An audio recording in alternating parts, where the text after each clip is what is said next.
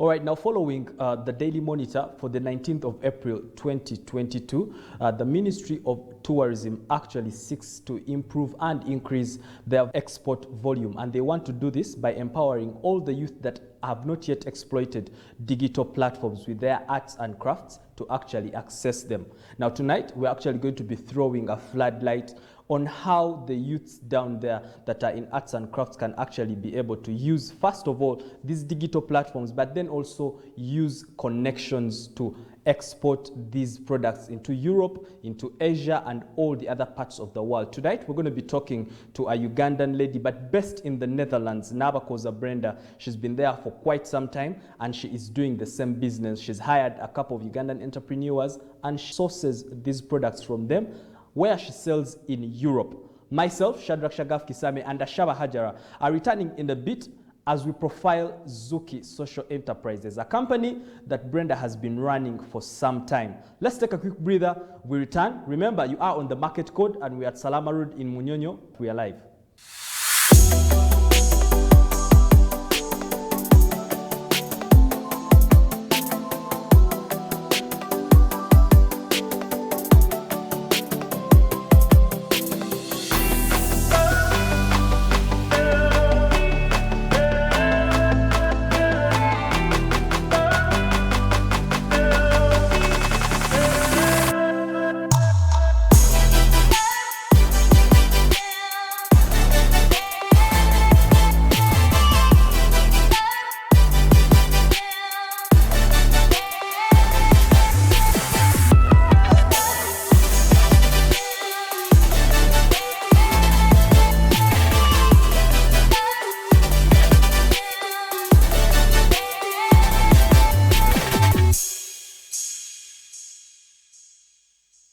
All right, welcome back. Now, in case you're joining us, you are on the Market Code here at the DBS Live. Now, remember, DBS Live is actually at Salama Road in Munyonyo at the Hub. Now, at the Hub, a lot happens. Remember, we are architects, engineers. Also, we are the home for the tasty Nana cakes. They are here at the Hub. And also, for all your production, be it live stream content creation, TV shows, the list is actually endless. All you need to do is call the numbers on your screen and they will be definitely able to get back to you. But on set tonight, I'm joined by none other than the researcher, the person that makes it her business to know everything. Welcome to the show, Ashaba. It's been a while since I had you on DBS. We were having conversations on Islam World, on Muslim channel, and not here. Yeah. Welcome back.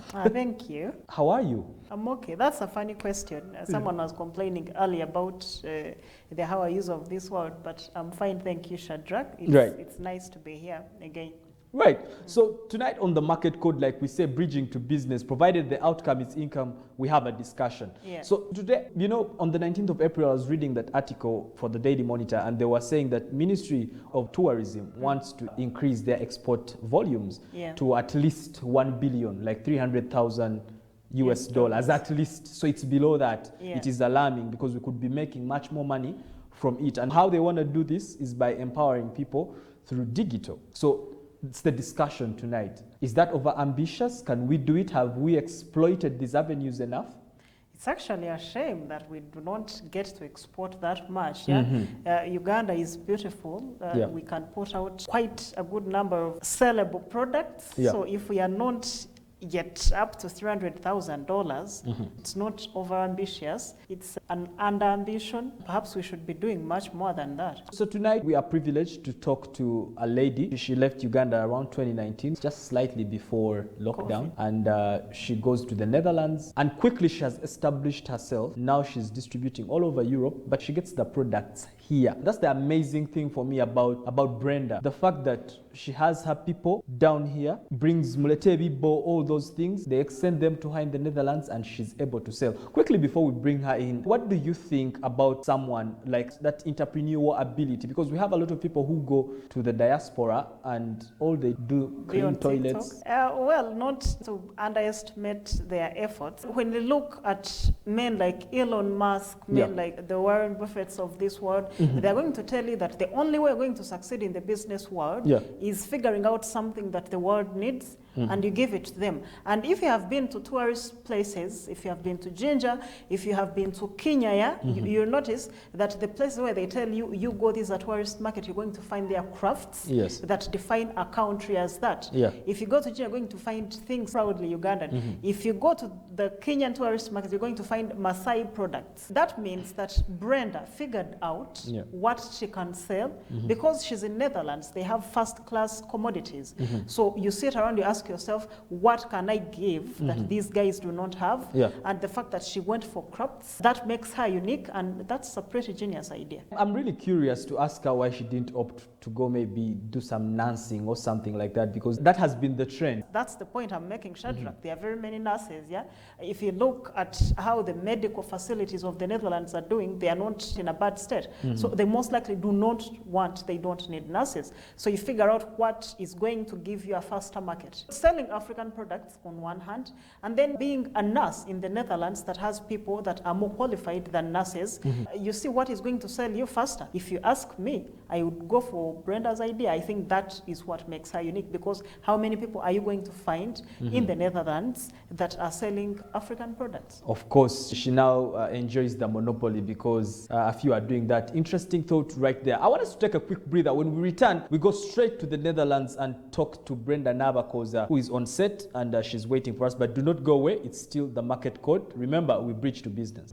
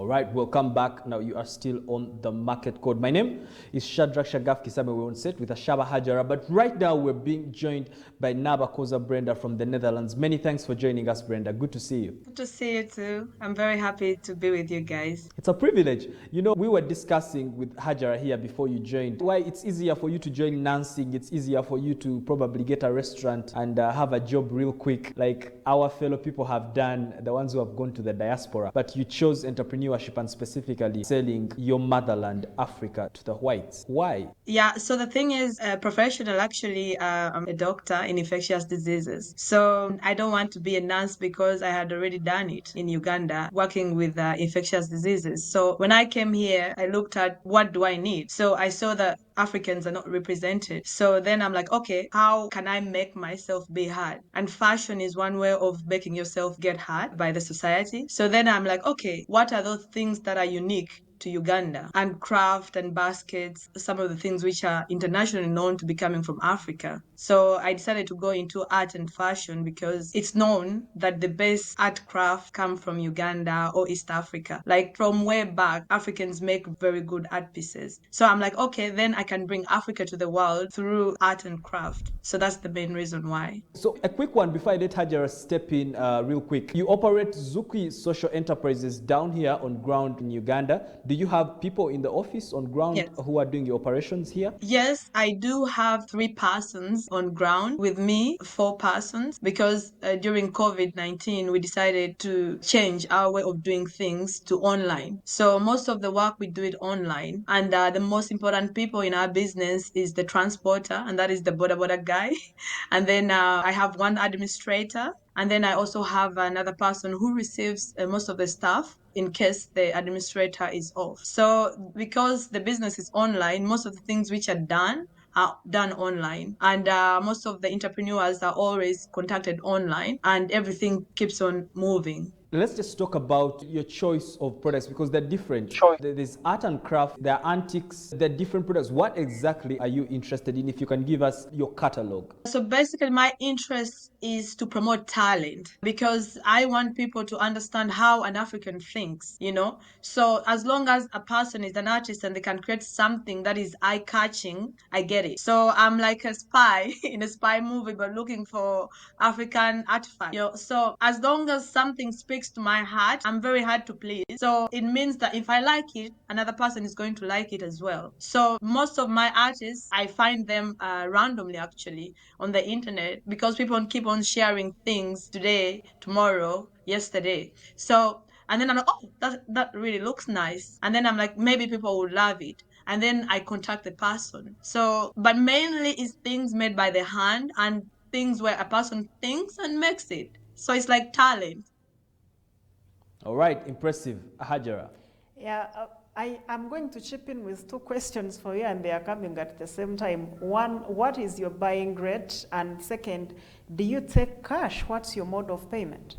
So we accept all modes of payment. We believe our entrepreneurs are based in Uganda and East Africa. So we pay using cash. We also pay using mobile money. We also pay using banks. But I encourage entrepreneur in a bank account, because I also encourage them to budget. So most of the times I send the money to their bank accounts. If bank account don't have, I send the money, and then if not, cash. Because cash was a mode of transmission of the disease, so rarely cash. However, if need be, then the border man who picks up the thing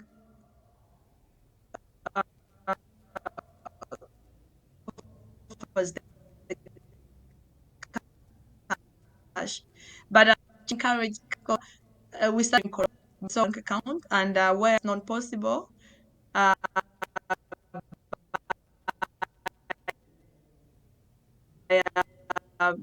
cash.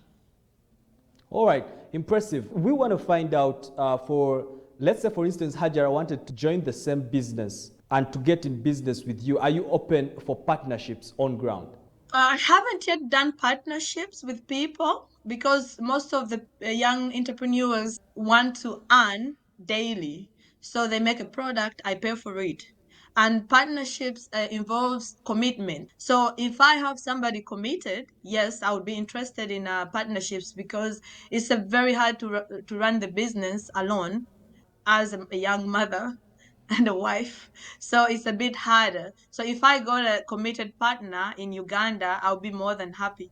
But currently, I don't have anybody yet who is interested in a long-term partnership, not short-term.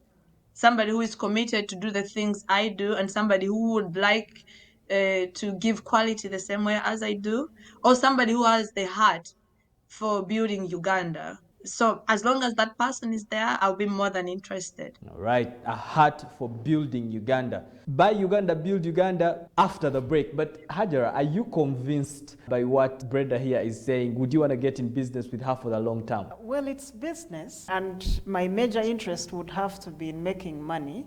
Yeah, so whereas she talks of we are interested in earning in the short run, if there is a promise of making money, I think I have not had her be really specific on that. She is open to having a partner that is there for the long term, given that with business comes things like taking risk, being patient, rather. I think that that's a pretty good concept and pitch that she has. Yeah, I like it, that she's interested in people that are going to be there to see how it turns out in a year, 2, 3. Before I go for a short break, I would want to find out, let's say, because she says she deals with a couple of entrepreneurs on ground. Yeah. What if I wanted to be her sole supplier on ground? Let's go for a quick one. We return and we talk to Brenda again. I would want to know what she feels about that. After the break, we return.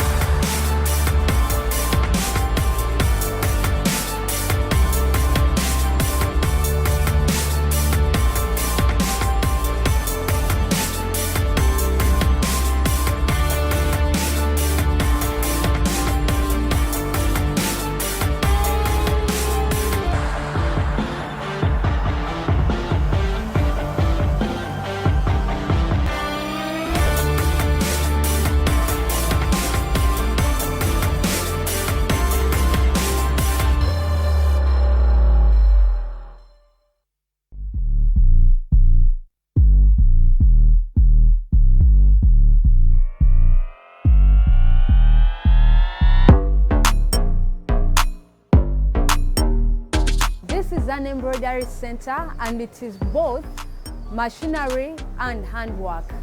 The machines are doing their job, but 90% of the perfection is done by the use of hands, that is ngalo.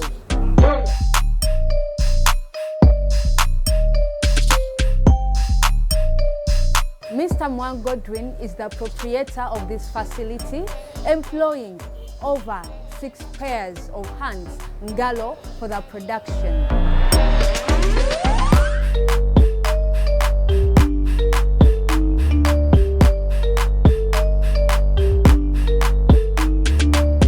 Genesis Digitizing Solutions, 20 years in service. We are the best in Uganda, but we are still being handicapped by modern machines from Germany and other European countries to match international services. So we are looking to reach that level, but we are just being handicapped by modern machines.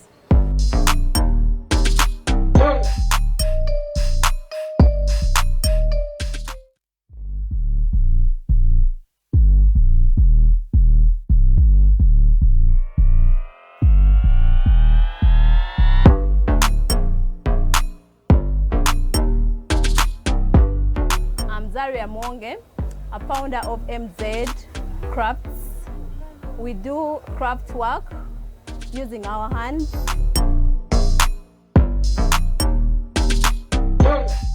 I've been in this business for 5 years, and I'm hoping to reach the international market.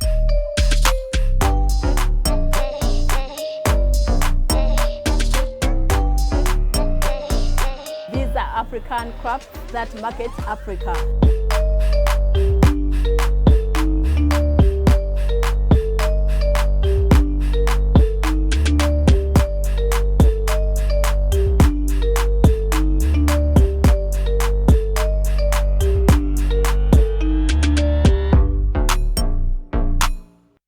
Right, the Ngalo platform is a platform that empowers people that do products that are associated with the perfection of hands. And Brenda is actually the same business venture she is doing with local entrepreneurs down here. Hajara, like we saw on the screen, the ladies and the gentlemen that are with the Ngalo platform or the Ngalo club, yeah.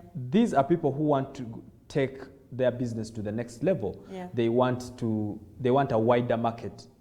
Just what exactly Brenda is doing. Do we see Brenda now coming and giving these people the value that they are looking for? Given that she has an international platform, yeah, it's simpler for her to reach people in not just Netherlands, but she can be a platform that helps these people to expand, yeah, except I think there would have to arise a debate whether they are going to be long-term or short-term partners, given that she's interested in long-term partners. But what I would like her to shed a light on is if she's interested in having multiple suppliers. Yeah, because in that case, people like we have just seen on the screen would have a chance at having someone that they can make either one-off sales, or they can have a long-term partnership where they get to give her what she needs and she represents them in the international market. Let's get back to Brenda right there. Brenda, we would want you to first of all, share some of the items, if you could probably go through them one by one from your catalog. So I have a lot of products, and here we sell according to season. So when it's summer season, I sell a different product. When it's winter season, I sell a different product. When it's autumn, spring, it's a different product, because here everything goes on time and according to the season. So when it's summer, I sell the colorful African dresses. Everybody loves to be very colorful in the summer. And then coupled with colorful earrings made from kitenjes, coupled with beads, necklaces, name it, all those things we have. And then when it's spring, I sell also their different like jackets, colorful jackets. And then if it can be coupled with shoes, like leather shoes. And when it's winter, we sell like big jackets, like winter crochets, because people need to cover up. And so it really depends on on the season. And also sometimes because we are Ugandan based, depending on which entrepreneur is ready to supply. Because Uganda being a small scale market, Right. most of the times people only give few products. So most of my entrepreneurs cannot give big bunches of products. Most of the people can make 2 or 3 products. Sometimes I have to look around. So my eyes are always looking who has something to sell, who is available. Right. So actually, Right. I buy like as much as 2 years in advance so that I'm able to cope up with the country I'm in. Impressive right there, the fact that sales are dependent on weather and seasons that you're in. But on the screen, as you were talking about your products, we saw some of the products that you're selling from your catalog, and some of them look like the ones we were seeing in the ads where some of the exhibitors in the Ngalo Expo are doing. You've seen some of those that the Ngalo exhibitors are doing. Are they, prospects? Are they prospective products that you could probably sell in the Netherlands? Of course, every product has a market as long as you're willing to fend for it. Like So for me, like I for look instance, at Africa. which ones did you cite any from the ad that you can say this one is a I seller looked right at the down here? bags. I saw the handmade bags. Actually, my eyes were already glittering. I saw the handmade bags. The lady was holding, I think it's green and cream. And then I saw the embroidery for the company. Actually, even my company wants to buy them already in Uganda because I'm not looking All at right, just buying things for the Netherlands. let's look at the products again. Then we'll have a deep conversation about them. Let's just see them so that the viewers can know what we're talking about.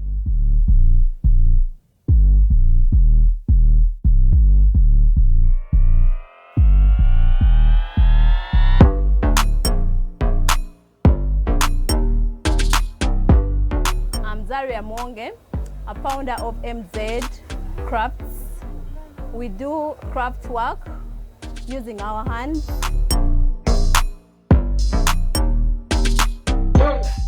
I've been in this business for 5 years and I'm hoping to reach the international market.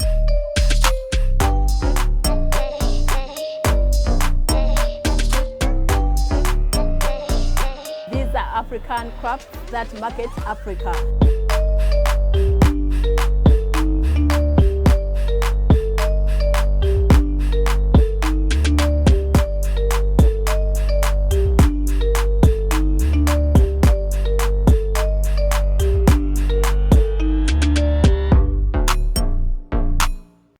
You were telling me specifically the bags in the Ngalo Expo. Yes, and the earrings. And you can already see my necklace. And you can see already my rings. So for me, everything, everywhere I walk Africa and I make a statement. So even these earrings, they're made in Uganda. It's just that maybe they look too nice. You might they are also handmade. Everything that is African made, I'm able to sell it in Netherlands because Africa has not yet been represented as it deserves. You know what I mean? So there are so many products out there the world has not seen. So if anything looks African, I love it. I go for it. We would want to know how you sell your products. Do you have a physical shop there? Is it an online store? Just take us through. I have an online website, forestleopard.nl, but also I do go to the markets and I also sell to different companies. Like, it's not really big scale because it's a startup. So I do sell to everybody I meet also because I always talk about Uganda and I always wear Ugandan products. So most of my customers I meet face to face. If I'm on the train, I shine Uganda. And most of the times, whenever you look different, people will always ask, "Oh my goodness, you look amazing. Where did you find that? It's beautiful. Look at that necklace. Look at that dress. Where is it from?" So I start talking about Uganda. So most of my clients, I meet them every day and they always order. And then I give them my website and then they tell other friends. So I've been selling in Netherlands, Germany, Sweden, Norway, and Denmark, the countries that I keep on visiting. And most of the times people are interested in the products, especially leather products like colorful beads and bags and crocheted products. They are highly on demand here. Handmade products are highly Right. on demand here. Brenda, Before I let Hajara come in real quick, before this interview, were you approached by maybe officials from Bubu, Buy Uganda, Build Uganda, since that is actually what you're doing? You're building Uganda and pushing Uganda to the world. Have you been approached before this platform? Not yet approached. I wish they would approach me, actually. But sometimes I don't leave it to the officials to approach me. I am Ugandan, I'm a product of Uganda. So I walk, I fly Uganda. So most of the times for me, I don't need an official to tell me what to do about my country. I know we need the jobs. I know we need to sell the products. Actually, I call myself a Ugandan ambassador from childhood. Why? Because people speak a lot about the country. And also products speak a lot about the country. So if you put on something like a smile and a beautiful necklace, everybody will ask, you're happy. How come? And I'm like, oh, I'm from Uganda. We are always happy. That alone, people get curious. And I'm like, oh, tell me why you're happy. And I'm like, yeah, we don't have stress. We keep on dancing. We do everything with love. If you look at what Uganda is really about. And then they're like, oh, the necklace. And I'm like, yeah, it's made by Ugandans. We are very talented, especially when it comes to hands, beads. I don't know, our brains are made with very special wiring because everybody in Uganda can make something if they want to. All the time, everything I see and it's beautiful, most of the times if I find out it's from Uganda, even women walking on the street, sometimes I'm like, oh, she looks like she's from Uganda because they put on nice things. Like crafts. I don't know, but you can easily see that this is from Uganda by the way it looks, by the way it walks, but also by the way it shines. And our products are really shining on the European market. All right, Brenda, before I go for a quick one, Hajara has a few burning questions for you right here. I want to take you a little back to the supplying. Do you have specific suppliers, or would like the people that we just showed that are on the Ngalo platform have a chance of locating you and giving you their products so you can push them out there? Yes, they do have a chance. Like I said, Europe is a big market and I'm a tiny person. I need all the hands. I like actually that you call it Ngalo. Njagala mikono jonna. I need all the hands that can make things to help me, because the entrepreneurs I started with are small. Most of them don't have machines. So if let's say I order for 5 bags, they take long to deliver. So that's why I said if I need partnership, it depends. Like, are you willing to supply this? Because here everything is seasonal. If I have spring, are you able to give me, let's say, 20,000 bags for spring in springtime or before spring? Because here, if you don't get it before spring, that is a loss and you can get sued. You get what I mean? So are you able to give me, let's say, crochets? I have scarves from Jackie, African Crochets. Are you able to give me crochets September before winter comes? So as long as, let's say, Ngalo people are willing to give me the products before summer, before spring, before winter, before autumn, I'm really happy to work with them. But the problem is, as Ugandans, we have Ugandan time. So sometimes my suppliers do not match the Western time. You've seen how things go here. If football is supposed to start at 10 p.m., it has to be 10 p.m. So we don't have the luxury of time like we do in Uganda. I always look for more. The more, the better. Also, it keeps me safe. You get what I mean? So I saw in the Ngalo advert, the products I saw, they have machines. They know how many they can produce. If I ask them, can you give me 20,000 bags? And if so, in how long? If I have a partner who can quantify in terms of quantity, but also give me in time, I'll be more than willing to work with them. All right, Brenda, thank you very much. We're going for a quick one. But before we actually do that, Brenda is interested with partnering with everyone on the Ngalo platform. She's ready to work with people on the Ngalo platform. Why? Because they're on the Ngalo platform, but then also too, they have machines and they are well represented. But let's go for a quick break. We dive into the discussion more about how people like Brenda can partner with people on the Ngalo platform.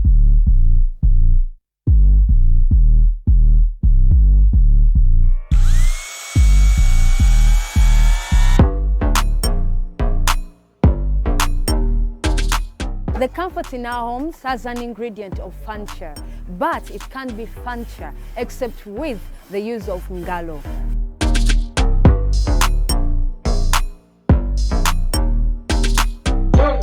What is happening here is only Ngalo in action. perfecting your comfort.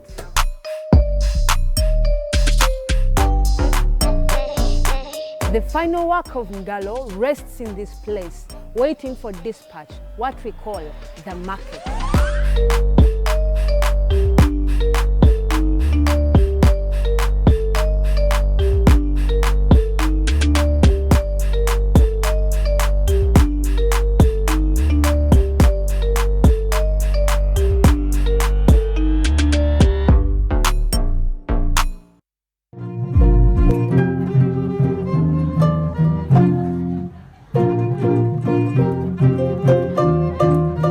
Dowry, blanket, cloth, and butter thread.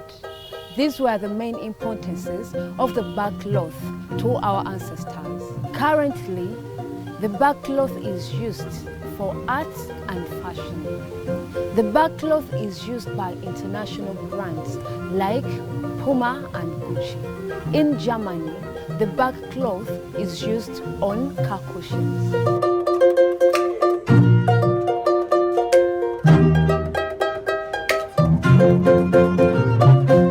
Bark cloth making is an activity that was introduced by the Baganda people in Buganda Kingdom found in Uganda.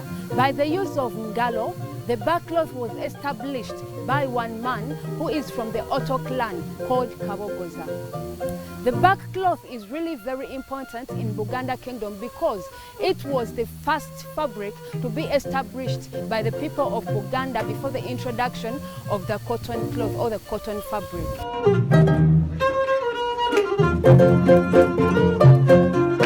Right now, we are at a very special place in Buganda Kingdom at Mengo Palace, where the process of bark cloth making takes place. The bark cloth is made out of a tree known as the African fig tree, or locally known as Omutuba.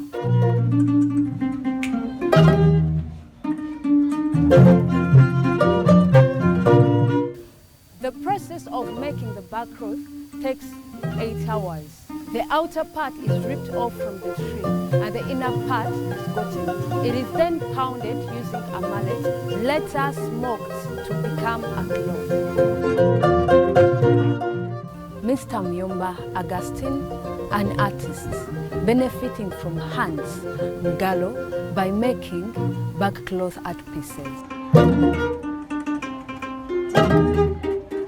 I target both local and international markets, but I mostly target the international in a way of promoting our own products as the Baganda people, made by our own hands, the Ngalo.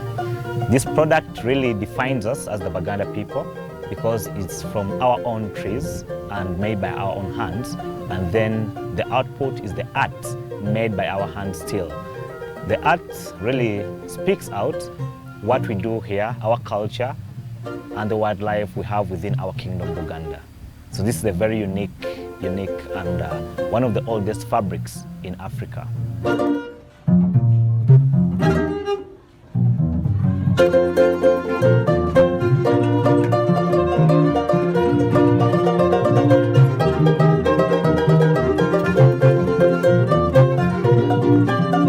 The bark cloth is one of the oldest fabrics in Africa, made in Africa, marketing Africa.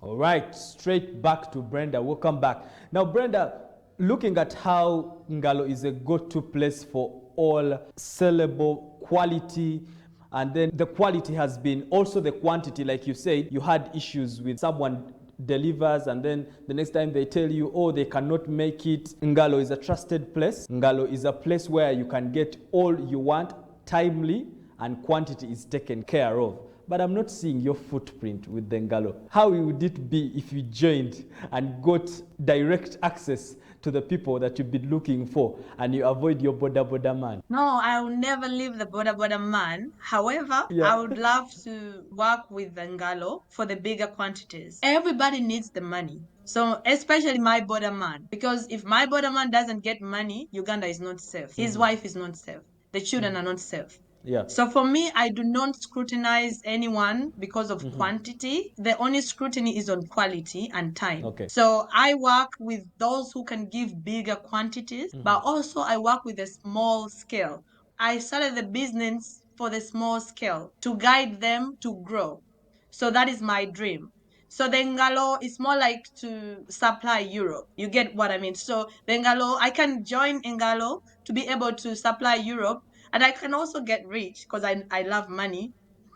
Nobody doesn't. And if you supply bigger quantities, there is power of many. But the reason why I started Zuki is for the small scale social entrepreneurs, the ones who don't have money, because I started it in Corona, the ones who don't have money for food, who don't have money for school fees, So I can accept the small pieces which come in, but also for me to survive Europe, I need the big pieces like Ngalo. You know what I mean? So my bottom line is priority and my small scale entrepreneurs are. However, for me to supply the big companies like supermarkets here, I would love to work with Ngalo so that I'm able to beat numbers. And then I'm also able to get rich and buy my mama like something she likes, if I ask her. That I can do with Ngalo. But Zuki Social Enterprise loves young entrepreneurs and guides them to grow. Because remember, in the end, it's about build Uganda. And also, if you see in the logo, it's think beyond. So it ends think beyond yourself. Because most of the times we only think about ourselves and growing alone. And if you grow alone, you always fall back. You always come back to line one. Why? Because all the people you leave down will pull you back. Yeah. So I would like to work with Ngalo as long as they can give me my small scale. I put it together, I sell it, and also I pay there and then, because most of the Ugandans want to get the money there and then. There and then, So right. the small scale entrepreneurs are paid straight. You give me my product, I give you your money. I want to talk about that exposure aspect before I have Hajara come in. Let's say, for instance, you know your boda man, but there's someone out there doing the same business that you're doing, and they do not know your boda man. Don't you think that we as Africans need platforms like Ngalo to expose our little young entrepreneurs like your boda man to platforms where people like you can see them? Of course, we do need them. We absolutely need them. Because if young people come together and Ngalo, even the government hears them when they roar. So I would love all young people to join Ngalo so that they have a voice, even when it comes to art, because art and craft has been neglected in the country. So if young people join Ngalo, they will stop neglecting them because they matter. They are the hands that build the country. You know what I mean? So for me, I treasure my border man, but it doesn't mean that I don't join Ngalo. So I use my border man as a transporter to Ngalo. You know what I mean? Right.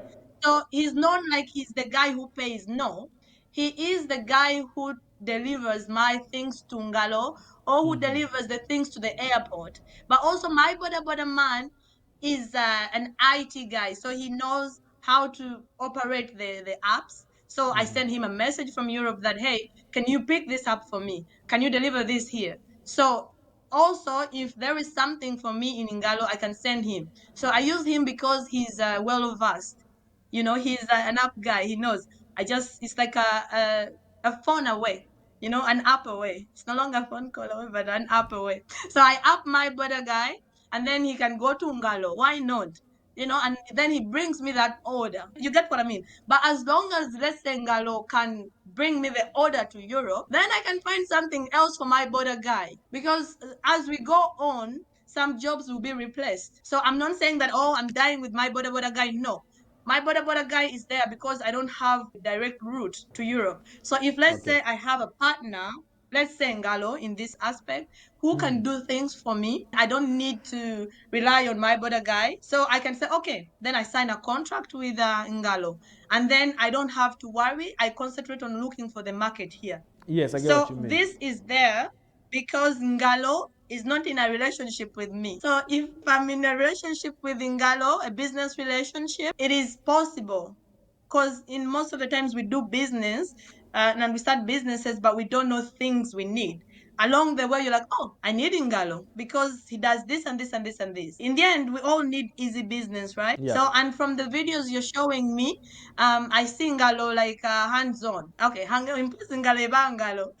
So Ngalo is hands-on. That's All right, funny, Brenda. though. So Hajara has a burning one, and I will give her a chance. Of Well, course. mine would be to communicate the both of you Yeah. that the advantage of having Ngalo on board here, partnering people like Brenda here, is that one, you have an assured supply chain, yeah, because Ngalo is an interlink that gets to speak to someone like Brenda, Yeah. and then it knows that there are people that are weaving baskets out there, making earrings in an African print form like Brenda really wants it. And then we get to have a media platform, and then we have these agents that we have an agency here.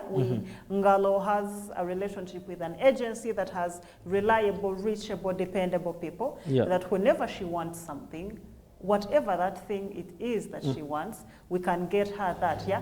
Because the thing with dealing with people like a taxi or having a border guy, which is a common occurrence in African businesses, is that at some point you're going to need something that may be technical, and your really trusted border person may not be able, yeah, to tell that there is a defect here, because Brenda, as the conversation continues, we are going to discuss liability and who is liable when what happens, yeah, but for certain defects that can be detected if it's a professional handling it, that is where a platform like Ngalo would be really useful to an entrepreneur like Brenda, because you have people that are really dependable. You have people that know what they are doing, and they can look through what you want. Yeah, if you order, say, for African print shoes from me, I know exactly what you want, what your market wants. You give me your specific measurements and demands, and you get exactly that. So, Hajara, I'm really curious, and I want to tackle it before you even move. You make an important point when you talk about liability. Yeah. Brenda, who is liable for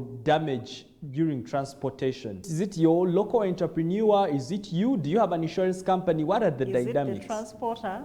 Brenda, I'm going to ask you this question as a lawyer. Just like Shadrach said, during transportation, something happens to the product, or the product And I'm gonna reaches explain. you, and it is in a defect position or something has gone wrong.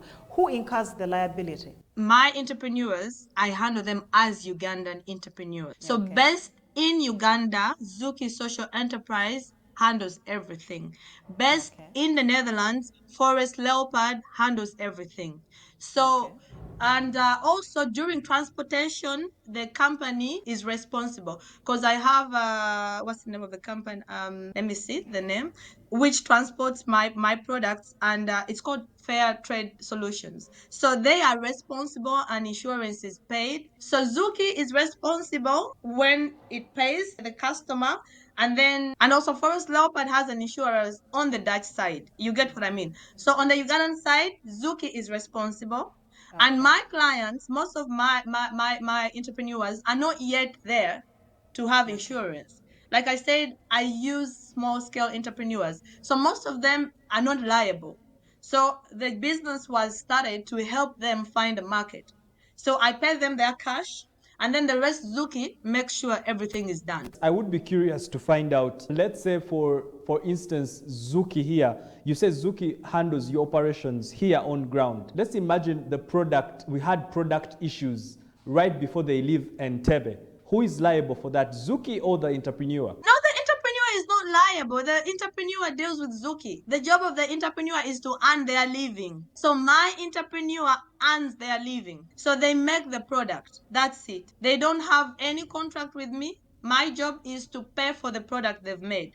And the job of Zuki is to make sure that they receive a good product. I want to give Hajara to stress her last communications to you and her last questions to you before we wind up the discussion. I'm interested in knowing two things. One, from what you have said, it is as though you're saying that there are no circumstances under which you get to hold the entrepreneurs responsible for defects in products, because everything from here to Netherlands is handled by Zuki. Yeah. Second, if Ashaba here is interested in dealing with you and she has to send a shipment, how does, from what she's said, it sounds like we don't get to that part. You have people that are responsible for shipping. So local entrepreneurs do not deal with you on a shipment level. No, not yet. At least not yet. Okay. So what Zuki does, like I said, to avoid all the disappointments in life, you have to find a clear way of doing things. Okay. So Zuki buys everything, and then Zuki makes a package, and then Zuki sends. So Zuki deals with the entrepreneurs because Zuki is liable according to the Ugandan law. So we still have an ignorance, unfortunately, in Uganda. So I cannot tackle that. I cannot, for example, look at defects. I'm not a lawyer. I have a medicine as a background, clinical medicine and community health. That's my background. So I don't know how to handle that. So whenever let's say there is an instance when an entrepreneur does not perform, I've had those instances. Then I send a lawyer. Because you said you're a lawyer. I have a lawyer for my company. So she handles that. So I don't have time to be the lawyer, to be the marketeer. I don't have that time. So the company has a lawyer, it has a marketeer, it has the transporter. You get it. It also has insurance. So I don't have time to be the person who does all those things. So Hajara still wants to find out, and the viewers, that it's crystal clear when there's a defect, who faces the liability? Is it Zuki? So most of the products don't have defects because they are bought. So this is how it works. Okay. I make an order for a product and it's made by the entrepreneur. So sometimes let's say the person sends a wrong product, so it can be returned because all these products are sourced by Zuki, personally sourced by Zuki. So it's not like Zuki does not know the entrepreneurs. And most of the entrepreneurs are responsible Ugandans, by the way. Like, for example, I have Uganics. Some of them have been winning international awards for helping. I have Uganics. I have assorted African trends. I have a lot of entrepreneurs who want to do things with quality. I've not experienced bad entrepreneurs, but to a small extent, I've experienced with small entrepreneurs. And then what I do, I hold the business and then the lawyer handles it because I am not in Uganda personally. So then the lawyer sees to see, is the person absconding from their responsibility, or is the person, Brenda, you know how things our go time in is Uganda. really fast spent. I'm afraid we'll have to give our parting shots. Maybe even in your parting shots under 30 seconds, you're open for business. Ngalo is open for business. Are you ready to subscribe? Because it's as easy as www.ngalo.com. I'll definitely subscribe to Ngalo because they are doing the same things I love. Definitely. And I recommend everybody to subscribe to Ngalo and also to work with Zuki and also to work with Forest Leopard. So because together,